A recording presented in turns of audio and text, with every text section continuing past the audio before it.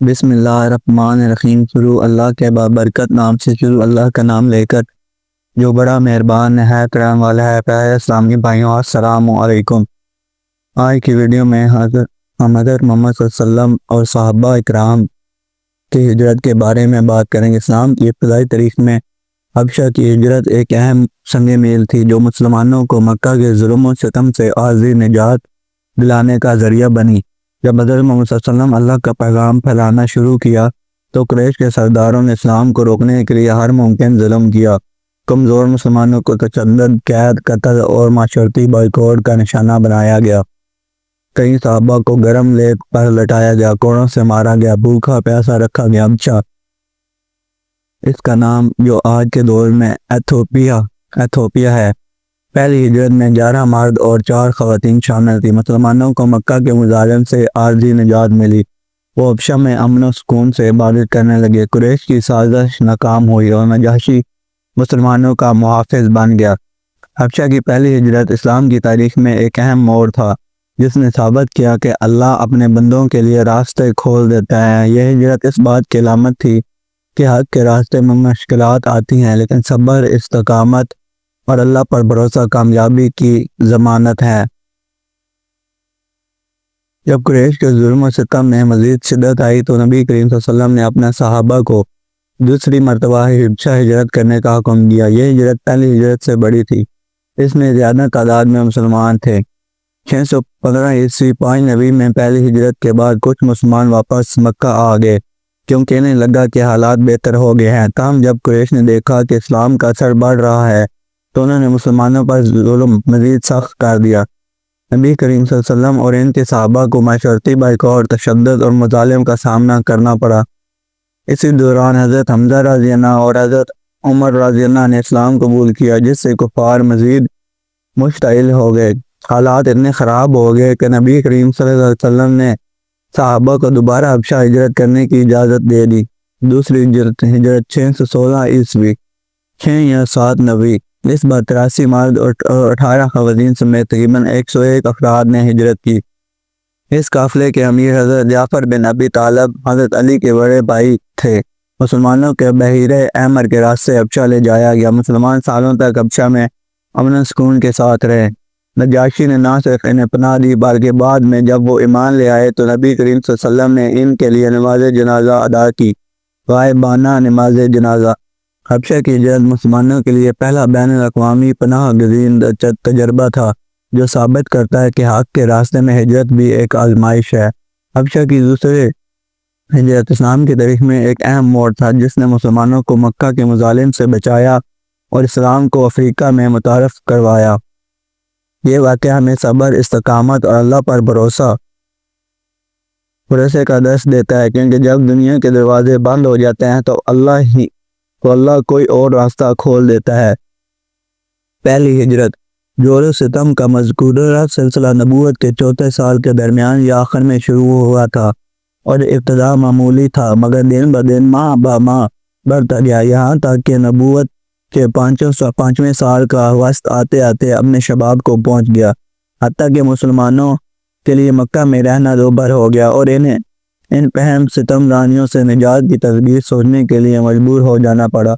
انہی سنگین اور تاریخ حالات میں سورہ کاف نازل ہوئی۔ یہ اصلاً تو مشرکین کے پیش کردہ سوالات کے جواب میں تھی لیکن اس میں جو 3 واقعات بیان کیے گئے ان واقعات میں اللہ تعالیٰ کی طرف سے اپنے مومن بندوں کے لیے مستقبل کے بارے میں نہایت بڑی اشارات تھے۔ چنانچہ اصحاب کہف کے واقعے میں یہ درس موجود ہے کہ جب دین و ایمان خطرے میں ہو تو کفر اور ظلم کے مراکز سے ہجرت کے لیے تن با تقدیر نکل پڑنا چاہیے۔ ارشاد ہے وَإِذَا آتِز ترجمہ، اور جب تم ان سے اور اللہ کے سوا ان کے دوسرے معبودوں سے الگ ہو گئے تو غار میں پناہ گیر ہو جاؤ، تمہارا رب تمہارے لیے اپنی رحمت پھیلا دے گا اور تمہارے کام کے لیے تمہاری سہولت کی چیز تمہیں مہیا کرے گا۔ موسیٰ علیہ السلام اور خضر علیہ السلام کے واقعے سے یہ بات ثابت ہوتی ہے کہ نتائج ہمیشہ ظاہری حالات کے مطابق نہیں ہوتے بلکہ بسا اوقات ظاہری حالات کے بالکل برعکس ہوتے ہیں۔ لہذا اس واقعے میں اس بات کی طرف لطیف اشارہ پناہ ہے کہ مسلمانوں کے خلاف اس وقت جو ظلم و تشدد برپا ہے اس کے نتائج بالکل برعکس نکلیں گے۔ اور یہ سرکش مشرکین اگر ایمان نہ لائے تو آئندہ ان ہی مقہور و مجبور مسلمانوں کے سامنے سر منہ ہو کر اپنی قسمت کے فیصلے کے لیے پیش ہوں گے۔ ذوالقرنین کے واقعے میں چند خاص باتوں کی طرف اشارہ ہے۔ یہ کہ زمین اللہ کی ہے، وہ اپنے بندوں میں سے جسے چاہتا ہے اس کا وارث بناتا ہے۔ یہ کہ فلاح و کامرانی ایمان ہی کی راہ میں ہے، کفر کی راہ میں نہیں۔ یہ کہ اللہ تعالیٰ رہ کر اپنے بندوں میں سے ایسے افراد کھڑے کرتا ہے جو مجبور و مقہور انسانوں کو اس دور کے یاجوج و ماجوج سے نجات دلاتے ہیں۔ یہ کہ اللہ کے سارے بندے ہی زمین کی وراثت کے سب سے زیادہ حقدار ہیں۔ پھر سورہ کہف کے بعد سورہ زمر کا نزول اور رسم ہجرت کی طرف اشارہ کیا گیا اور بتایا گیا کہ اللہ کی زمین تنگ نہیں ہے۔ للذین احسنوا فی ھذہ، ترجمہ جن لوگوں نے اس دنیا میں اچھائی کی ان کے لیے اچھائی ہے اور اللہ کی زمین کشادہ ہے۔ صبر کرنے والوں کو ان کا اجر بلا حساب دیا جائے گا۔ ادھر رسول اللہ صلی اللہ علیہ وسلم کو معلوم تھا کہ اصحامہ نجاشی شاہ حبش ایک عادل بادشاہ ہے، وہاں کسی پر ظلم نہیں ہوتا، اس لیے آپ صلی اللہ علیہ وسلم نے مسلمانوں کو حکم دیا کہ وہ فتنوں سے اپنے دین کی حفاظت کے لیے حبشہ ہجرت کر جائیں۔ اس کے بعد ایک طے شدہ پروگرام کے مطابق رجب 5 میں صحابہ کرام صلی اللہ علیہ وسلم کے پہلے گروہ نے حبشہ کی جانب ہجرت کی۔ اس گروہ میں 11 یا 12 مرد اور 4 عورتیں تھیں۔ حضرت عثمان بن عفان ان کے امیر تھے اور ان کے ہمراہ رسول اللہ صلی اللہ علیہ وسلم کی صاحبزادی حضرت رقیہ رضی اللہ عنہا بھی تھیں۔ رسول اللہ صلی اللہ علیہ وسلم نے ان کے بارے میں فرمایا کہ حضرت ابراہیم علیہ السلام اور حضرت لوط علیہ السلام کے بعد یہ پہلا گھرانہ ہے جس نے اللہ کی راہ میں ہجرت کی۔ یہ لوگ رات کی تاریکی میں چپکے سے نکل کر اپنی نئی منزل کی جانب روانہ ہوئے۔ رازداری کا مقصد یہ تھا کہ قریش کو اس کا علم نہ ہو سکے۔ رخ بحر احمر کی بندرگاہ شبہ کی جانب تھا۔ خوش قسمتی سے وہاں 2 تجارتی کشتیاں موجود تھیں جو انہیں اپنے دامن عافیت میں لے کر سمندر پار حبشہ چلی گئیں۔ قریش کو کسی قدر بعد میں ان کی روانگی کا علم ہو سکا تب انہوں نے پیچھا کیا اور ساحل تک پہنچے، لیکن صحابہ کرام آگے جا چکے تھے، اس لیے نامراد واپس آئے۔ ادھر مسلمانوں نے حبشہ پہنچ کر بڑے چین کا سانس لیا۔ اسی سال رمضان شریف میں یہ واقعہ پیش آیا کہ نبی کریم صلی اللہ علیہ وسلم نے ایک بار حرم شریف لے گئے۔ وہاں قریش کا بہت بڑا مجمع تھا، ان کے سردار اور بڑے بڑے لوگ جمع تھے۔ آپ صلی اللہ علیہ وسلم نے ایک دم اچانک کھڑے ہو کر سورۃ نجم کی تلاوت شروع کر دی۔ ان کفار نے اس سے پہلے عموماً قرآن سنا نہ تھا کیونکہ ان کا دائمی وتیرہ قرآن کے الفاظ میں یہ تھا لَا تَسْمَعُوا لِهَٰذَا الْقُرْآنِ، ترجمہ اس قرآن کو مت سنو اور اس میں خلل ڈالو اور ہم مچاؤ تاکہ تم غالب رہو۔ لیکن نبی کریم صلی اللہ علیہ وسلم نے اچانک اس سورت کی تلاوت شروع کر دی اور ان کی کانوں میں ایک ناقابل بیان رہنائی اور دلکشی اور عظمت لیے ہوئے کلام الہی کی آواز پڑی تو انہیں کچھ ہوش نہ رہا، سب کے سب گوش بر آواز ہو گئے، کسی کے دل میں کوئی اور خیال ہی نہ آیا، یہاں تک کہ جب آپ صلی اللہ علیہ وسلم نے سورت کے اول و آخر میں دل ہلا دینے والی آیات تلاوت فرما کر اللہ کا یہ حکم سنا کہ وَأَسْجُدُوا لِلَّهِ وَأَعْبُدُوا، اللہ کے لیے سجدہ کرو اور اس کی عبادت کرو، اور اس کے ساتھ ہی سجدہ فرمایا تو کسی کو اپنے آپ پر قابو نہ رہا اور سب کے سب سجدے میں گر پڑے۔ حقیقت یہ ہے کہ اس موقع پر حق کی رہنائی اور جلال نے متکبرین اور مستعظمین کی ہر دھرمی کا پردہ چاک کر دیا تھا، اس لیے انہیں اپنے آپ پر قابو نہ رہ گیا تھا اور وہ بے اختیار سجدے میں گر پڑے تھے۔ بعد میں جب انہیں احساس ہوا کہ کلام الہی کے جلال نے ان کی لگام موڑ دی اور وہ ٹھیک وہی کام کر بیٹھے جسے مٹانے اور ختم کرنے کے لیے انہوں نے ایڑی سے چوٹی تک کا زور لگا رکھا تھا، اور اس کے ساتھ ہی اس واقعے میں غیر موجود مشرکین نے ان پر ہر طرح سے عذاب اور ملامت کی بوچھار شروع کی تو ان کے ہاتھوں کے دودے اڑ گئے اور انہوں نے اپنی جان چھڑانے کے لیے رسول اللہ صلی اللہ علیہ وسلم پر یہ افتراء پردازی کی اور یہ جھوٹ کڑا کہ آپ صلی اللہ علیہ وسلم نے ان کے بتوں کا ذکر عزت و احترام سے کرتے ہوئے یہ کہا تھا تلکل رئی کا ترجمہ یہ بلند پایا دیویاں ہیں، یہ ان کی شفاعت کی امید کی جاتی ہے، حالانکہ یہ سرئی جھوٹ تھا جو محض اس لیے گھڑ لیا گیا تھا تاکہ نبی کریم صلی اللہ علیہ وسلم کے ساتھ سجدہ کرنے کی جو غلطی ہو گئی ہے اس کے لیے ایک معقول عذر پیش کیا جا سکے۔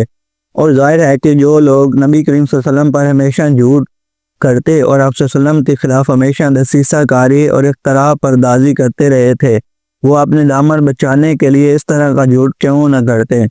بہرحال مشرکین کے سجدہ کرنے کے اس واقعے کی خبر حبشہ کے مہاجرین کو بھی معلوم ہوئی، لیکن اپنی اصل صورت سے بالکل ہٹ کر، یعنی انہیں یہ معلوم ہوا کہ قریش مسلمان ہو گئے ہیں، چنانچہ انہوں نے ماہ شوال میں مکہ واسی کی راہ لی، لیکن جب اتنے قریب آ گئے کہ مکہ ایک دن سے بھی کم فاصلے پر رہ گیا تو حقیقت حال آشکارا ہوئی۔ اس کے بعد کچھ لوگ تو سیدھے حبشہ پلٹ گئے اور کچھ لوگ چھپ چھپا کر یا قریش کے کسی آدمی کو پناہ لے کر مکہ میں داخل ہوئے۔ پہلی ہجرت کے بعد ہی تھوڑی دیر میں دوسری ہجرت بھی کرنی پڑی۔ اس کے بعد ان مہاجرین پر خصوصاً اور مسلمانوں پر عموماً قریش کا ظلم اور ستم اور بڑھ گیا۔ دوسری ہجرت اور ان کے خاندان والوں نے انہیں خوب ستایا، کیونکہ قریش کو ان کے ساتھ نجاشی کے حسن سلوک کی جو خبر ملی تھی، اس پر وہ نہایت چبی تھے۔ رسول اللہ صلی اللہ علیہ وسلم نے صحابہ کرام کو پھر ہجرت حبشہ کو مشورہ دیا، لیکن یہ دوسری ہجرت پہلی ہجرت کے بالمقابل اپنے دامن میں زیادہ مشکلات لیے ہوئے تھی، کیونکہ اب کی بار قریش پہلے سے ہی چونا تھے اور ایسی کسی کوشش کو ناکام بنانے کا تہیہ کیے ہوئے تھے، لیکن مسلمان ان سے کہیں زیادہ مستعد ثابت ہوئے اور اللہ نے ان کے لیے سفر آسان بنا دیا۔ چنانچہ وہ قریش کی گرفت میں آنے سے پہلے ہی شاہ حبش کے پاس پہنچ گئے۔ اس دفعہ کل پہلے سے زیادہ آدمیوں نے ہجرت کی، تقریباً 101 عورتوں اور مردوں نے ہجرت کی۔ حضرت عمار رضی اللہ کی ہجرت مختلف فیہ ہے اور 18 یا 19 عورتوں نے۔ علامہ منصور پوری نے یقین کے ساتھ عورتوں کی تعداد 18 لکھی ہے، اور کئی جگہ پہ ہے کہ 37 مرد اور 83 عورتوں نے ہجرت کی تھی۔ اسلام حضرت محمد صلی اللہ علیہ وسلم کی نبوت آنے کے بعد یہ پہلی ہجرت تھی جو مسلمانوں نے مکہ سے حبشہ کی طرف، جو موجودہ ایتھوپیا ہے، کی تھی۔ اس طرح اسلام کا دین پھیلنے لگا اور حبشہ میں بھی اسلام کا پھیلاؤ ہونے لگا۔ بعد میں حبشہ کے بادشاہ نے اسلام قبول کر لیا اور حضرت محمد صلی اللہ علیہ وسلم کا کلمہ، اللہ کا کلمہ لا الہ الا اللہ محمد رسول اللہ صلی اللہ علیہ وسلم پڑھ لیا۔ آج کی ویڈیو میں ہم نے جانا نبوت کے بعد کی پہلی ہجرت، صحابہ اکرام کی ہجرت۔ اللہ نے ان کی مدد کی اور ہجرت کے ذریعے اسلام اور پھیلنے لگا۔ اگر آپ کو آج کی ہماری یہ کاوش، یہ ہماری کوشش پسند آئی ہو تو اس کوشش اور ویڈیو کو دوسرے لوگوں تک لازمی پہنچائیں اور اس ویڈیو کو زیادہ سے زیادہ شیئر کریں تاکہ آنے والی ویڈیو میں لوگوں کو اور اسلام کی معلومات میں اضافہ ہو سکے۔ اس ویڈیو کو لائک کریں، سبسکرائب کریں اور شیئر لازمی کریں۔ آنے والی ویڈیو میں ہم حضرت محمد صلی اللہ علیہ وسلم اور مہاجرین حبشہ کے خلاف قریش کی سازش کے بارے میں بات کریں گے۔